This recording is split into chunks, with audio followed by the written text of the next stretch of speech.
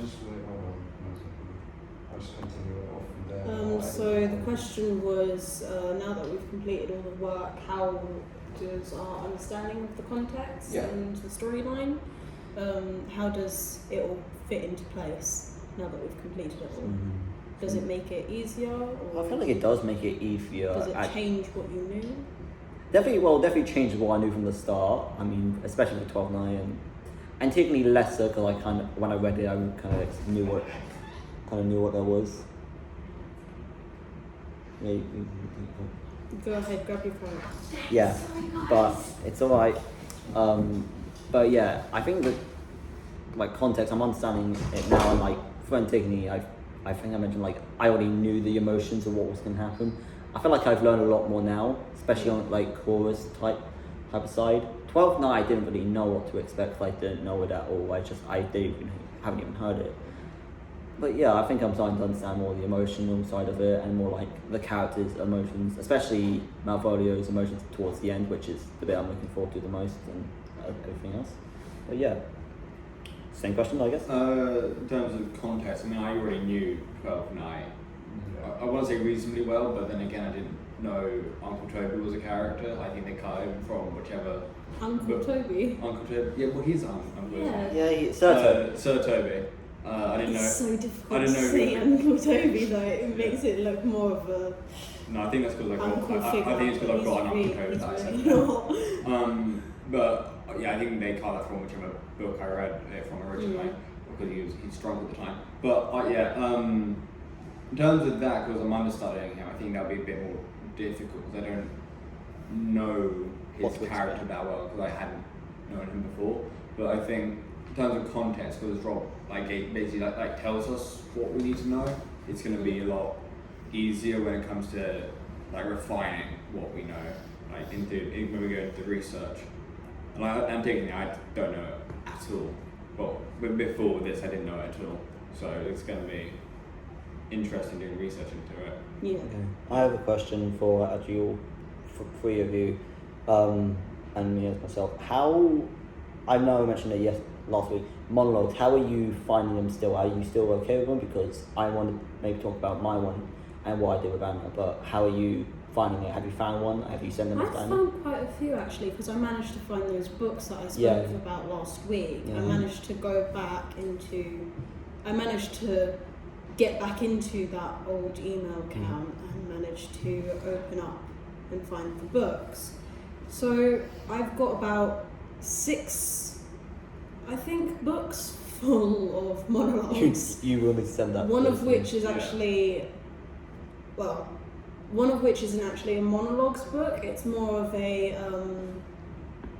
book full of good shows that I could take monologues from. That's good. It's all good. And it also shows how many people would be within that play and whatnot. I think I also found something like that as well. I was actually searching out just one of the books that you showed me, and I found this massive list of just I think it was the exact same thing you mentioned, just put into classic, comedic, Shakespeare and standalone monologues. Oh, that would actually be really and it was good. I'll send it to you. I think it's I don't know if it's women, I can't remember, but they're still good, and it's actually no, it is maybe I'll send it to you too. That would be good for your repertoire as well. If I can, because it's all there's all these ones I don't know, and it's okay, these are really interesting. I thought they'd be meh, but they're all really good. But how are you, Jaden, been finding the monologues? Yeah. With the monologues, I mean, I'm still sticking with the one I chose, but I haven't had the chance to go to the library or anything to see if they've got the book, and I haven't spoken to Anna yet. So I'm gonna message her, I think, on Teams and see what she thinks about it. I think you can also email into the library if you can get the. True. You will be able to do that over the weekend. But yeah, I kind of want to before I start reading, I want to Anna to say, oh yeah, this is fine to use. Yeah. Before I go full force into it. Yeah. Daniel, how have you been finding monologues? Have you found anything, or because I know you mentioned it some to me a few days ago. It's just now I'm trying to see the period for it, because every time when I start something it's new, especially if it's a script or something, I'd rather see the full side of how someone else would have done it. especially if it's just reading from a book, it's like, okay, well, it's nice I understand just naturally from it, where I don't know the context behind just looking at one little thing, so I'm probably going to ask Anna about it, because she did like when I did Dr. Dolittle, and that's just mainly because I did understand a bit of Dr. Dolittle, especially watching the movies and stuff. It's like, oh, that one's going to be easy. Get out of the way, because I don't understand all this kind of shit. But in a situation like this, it's like, oh, just new stuff. So now it's going to be like, now I have to look at either somebody else performing it and find something suiting within me where I can like sort of understand the character instead of just looking at the actor overall. It's like there's a lot to focus on, so I'll see whether she likes it or not. So. Yeah, well, we talked about monologues, and me, I actually did my one when Anna came in. I did the play Road, if you all see it. But this is just how it works from what I did. I did the monologue. I did as much as I could until maybe like 2 minutes, and I did it all. And then you give the thing to her, and she tells you where to cut it from. Yeah. And she said she enjoyed it. She said keep that. You'll do this again, learn it, and it was good. She also asked you questions, I believe, like what do you kind of want to do? Where, like, do you want to stay for level 4, or if you don't, where do you want to go? And she'll ask questions like that. She'll probably just ask, and she'll also help you set it. So like she'll help you cut certain parts, like jump from one part to the other. And then for me, she helped me set it by like I start off laying on the ground, and it's very interesting because she's not just like telling you, okay, do this, and you go out. If you have your monologue on hand, you will do it. And she seemed to pick through just this one because I sent her 2, and I don't think she liked the other one I sent her. But yeah, she said this is a good one, and she won't.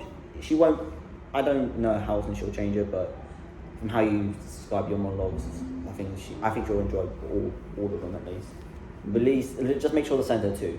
Yeah. 2 or 3. But yeah. Any other questions or like just things about this week that we want to mention? You said you had quite a few questions. Quite a few, but anyways, so when you're like doing all of this, especially Antigone, I'm gonna get to talk about later on. What do you really like feel? Like, do you feel like a bit scared, a bit like scared of Antigone, like the process or just not like when I mean like scared. I mean like in a naturalistic sense when you're looking over the story as like, let's say for example, me, chorus, right? Like trying to figure out what the hell I'm really doing is like, I'm probably gonna take a long time to figure that out because it's like naturalistically, when I look back to what I'm doing, like overall it's like, whoa, this is not even for the faint of heart. Like, what's really going on? It's like, it doesn't, like, I get it, but then you fully don't because this is Rob's head going through it. It's like, you don't know how deep you can go with it. So like, how do you guys feel like overall looking at naturalistic sense? Imagine if you were the audience, like how the hell would you journey feel? Like how would our reactions be to the show? Honestly, the reaction I had to it, like being in the position of chorus and doing it all together, I'm not sure if it's the right word to use, but it's almost like empowering because we're all in that form of unity and we're all moving together at certain points, doing things together at certain points, but then you've got the certain individuality in places as well. Like the one scene where we have the blood on our hands in Antigone and then you've got people passing around the cloths, that kind of helps with the individuality there because each person cleans off their hands differently to someone else. Maybe not hugely different, but it's still that slight difference. And it's just, it really is, as I said, empowering in a way. Yeah. Would you like compare that to anything that you've seen or was it your lifetime, like any movies or anything like that? I possibly could, but off the top of my head at the moment I wouldn't be able to. Like if I was to watch something I'd be able to point it out to you, but off the top of my head, the only thing I can really think of is like when you have like ensembles in plays and they're all dancing in unison or something like that. That's the only kind of empowerment and unity that I can really think of off the top of my head. Because depending on what the story is behind it, it just it can change an entire storyline just having the chorus or the ensemble in the background and doing something all together. Yeah. What about you? How do I feel just about if I was an audience member watching it and stuff? Yeah. Well, if I was an audience member watching Antigone for the first time, or just watching it in general, at least with this one, because every production is going to be a bit different, I would be like, I feel like I would feel a bit nervous and a bit like worried throughout the entire show, because obviously I know it's acting, but like I feel like watching it from the chorus point of view, I feel like that I can feel the tension, I can feel that energy in the room, and I can only just imagine like when people watch these certain scenes and like hear these certain words and how everyone's like saying it. It's just I want to see if they feel nervous, if they feel a bit uncomfortable, because I feel uncomfortable with some of the words, because it's very deep, it's very dark, it's all very messed up. And especially like obviously a lot of Greek plays are messed up, but like when I watched Medea last year, that made me feel very, very uncomfortable at times, especially with that scene with the kid where one of the girls was crying over him for like 7 minutes. It was a long time, and it just made me feel really just like, damn, it's very very unsettling, but in a very good way, because like that is something very impressive, I guess. You did it? I would say the play kind of, as an audience, I like how it keeps you interested, really. Yeah. Mm-hmm. Like with the story as well, but like with the chorus, because we've got lots of different people speaking and sometimes at the same time, sometimes on your own, there's always that, like, I was just a terrible snapper. Like snap, you're back in the scene. It's like someone's like yelled a word, like you know when the song and then everyone's like, hey ho, Yep. like that. I think will, like if the people are like dropping off with the song, with the hey ho, then everyone's like, oh, something's happening again. We're all interested in the story. It keeps you focused as Yeah. well, even to the end.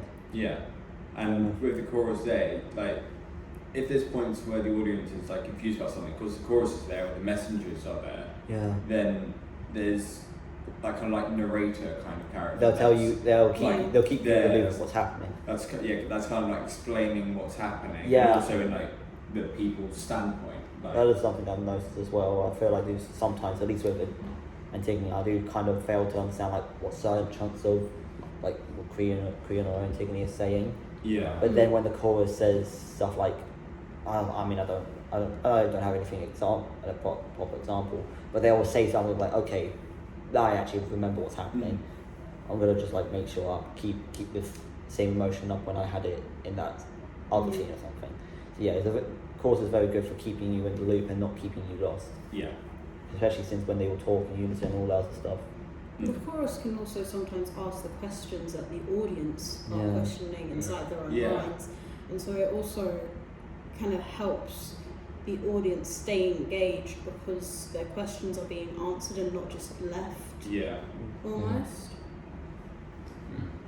That does remind me. It's like, with me, for how I see Antigone, it's more of the sense like, I kind of relate it to like real life, because it's like, it's really dark, and we've probably been at a dark place. But then what's unsettling is that like, every time I'm looking at most of these scenes, especially with Creon and like these big characters, I always compare them to like actual like certain people that like we've probably seen in history.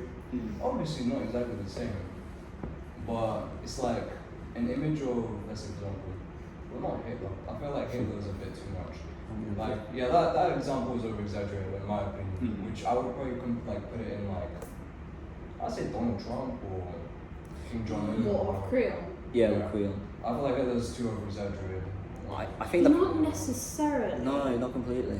Because if you think about it, Hitler was never always on the front lines and everything. He was always in the back giving the orders, signing those documents for people to get executed. Yeah. And he'd be the face of it all. Yeah. But One- not always was he the one being the sole person giving the ideas. He would have his advisors like the chorus Yeah. Yeah. telling him That makes sense. their opinions. Mm. Sure, they'd get punished if Hitler was Which probably did not happen. happy with it, which was probably Most what likely happened. And so it is, if you think about it, it is more of a I feel semblance mm, there.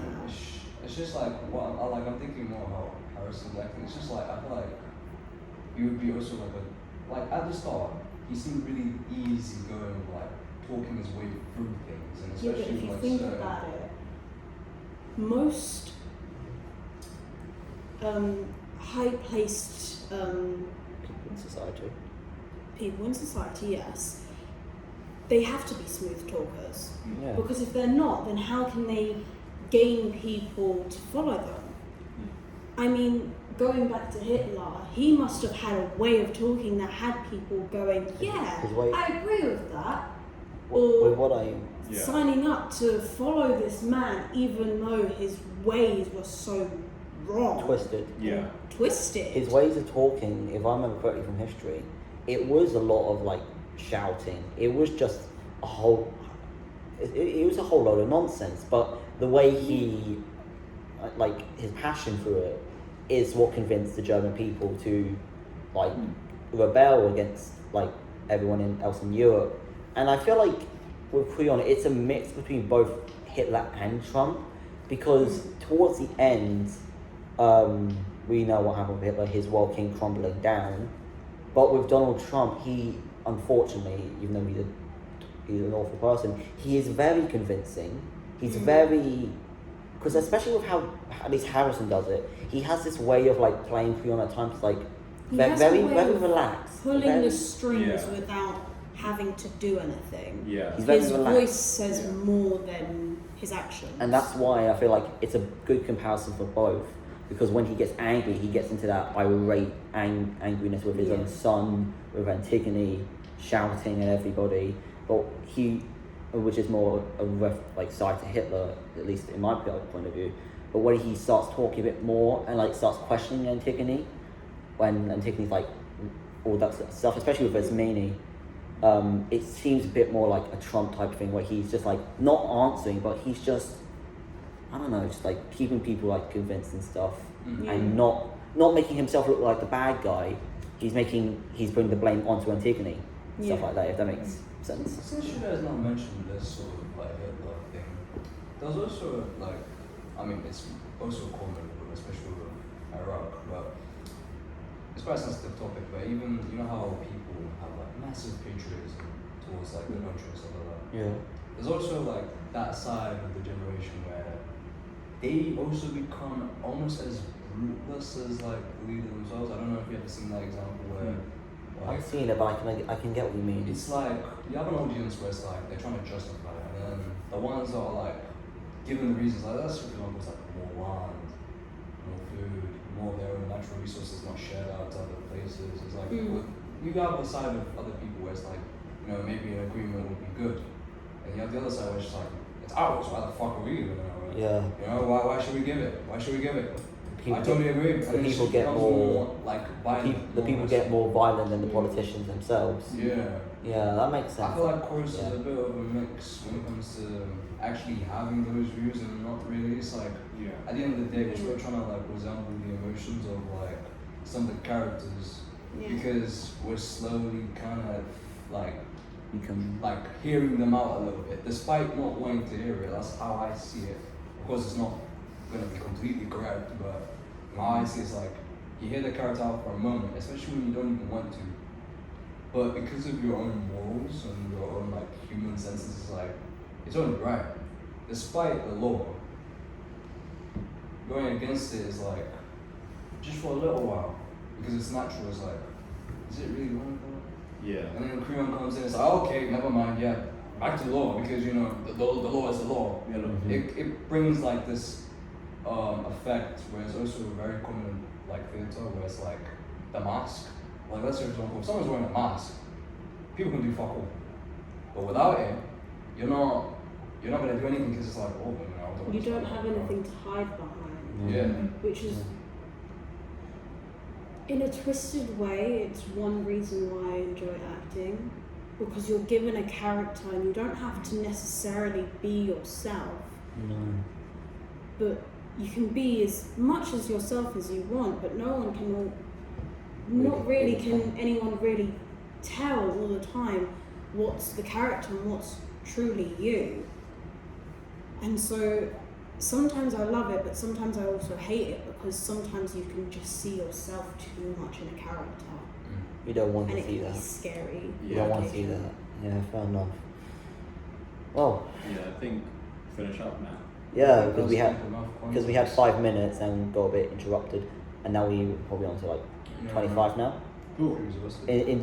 Especially with the thing we got interrupted. 23 minutes. Yeah, 21, 23. Bye.